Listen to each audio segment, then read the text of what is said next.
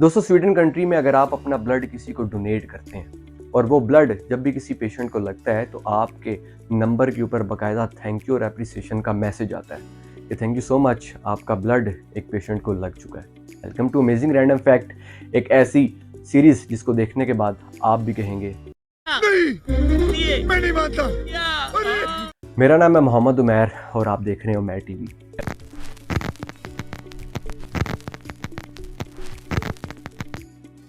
दोस्तों वीडियो शुरू करने से पहले अगर अभी तक आपने इस चैनल को सब्सक्राइब नहीं किया, चैनल को सब्सक्राइब करके साथ ही बने बेल आइकन पर भी क्लिक कर दें ताकि मेरे आने वाली हर नई वीडियो की नोटिफिकेशन आप तक पहुंच सके।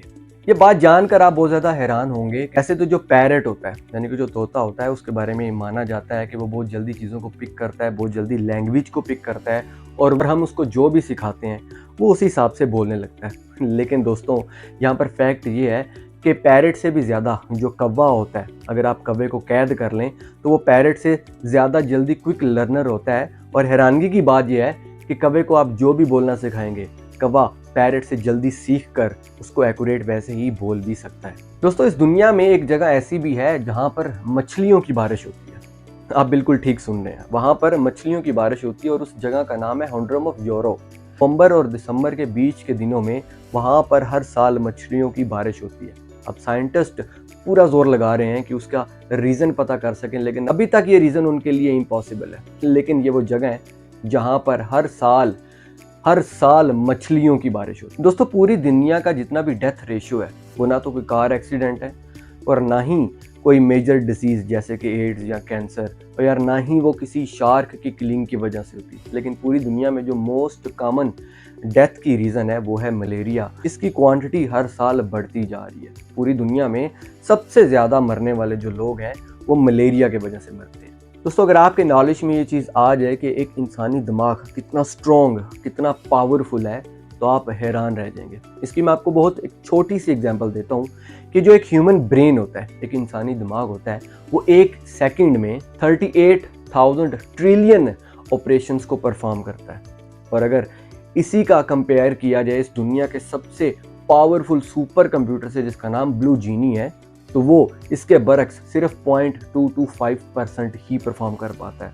तो आप खुद अंदाज़ा लगा लें कि एक सेकंड में इंसानी दिमाग 38,000 ट्रिलियन ऑपरेशंस को परफॉर्म करता है, जिसका हमें पता भी नहीं। दोस्तों क्या आपने कभी किसी डॉग यानी किसी कुत्ते को झूमते हुए या डांस करते देखा है? तो यहाँ पर मैं आपको हैरानगी की बात बताऊँ कि डॉग्स भी डांस कर सकते हैं। एक्चुअली एक बैंड है जिसका नाम है बीटल्स, उनका एक सॉन्ग है a day in the life. उसमें कुछ खास किस्म की फ्रीक्वेंसी यूज़ की गई है जो कि सिर्फ और सिर्फ डॉग्स ही सुन पाते हैं, डॉग्स ही समझ पाते हैं। तो जब भी वो ये फ्रीक्वेंसी सुनते हैं तो वो झूमने लगते हैं।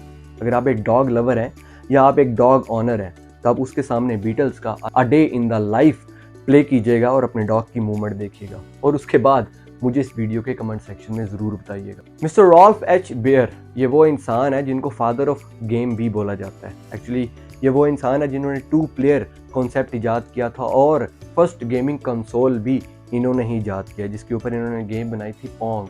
और अगर बात की जाए दुनिया की सबसे पहली गेम की तो वो थी टेनिस फॉर 2 जो कि बनाई गई थी 1958 में। टेनिस फॉर 2 इस दुनिया की वो वाहिद गेम है जो वर्ल्ड फर्स्ट वीडियो गेम भी कहलाती है।